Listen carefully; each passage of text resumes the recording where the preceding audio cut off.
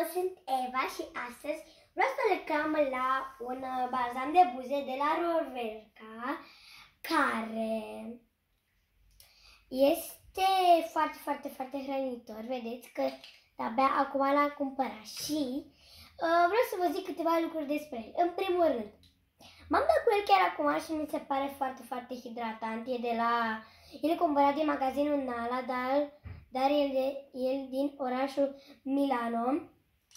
Uitați, nu știu că puteți vedea, dar este de la Nala. Nu stau prea mult, fiindcă mi se închide timpul.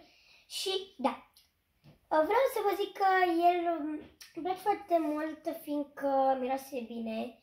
Dar, pe de altă parte, da, miroase într-adevăr foarte bine.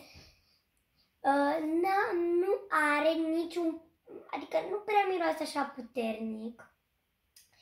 Dar da, asta vreau să vă zic despre el. Îl puteți cumpăra de la Nala, este și în România și dacă vă interesează puteți să căutați pe site-ul lor. Cam așa arată și dacă v-a plăcut, nu uitați să dați un like. Pa, pa!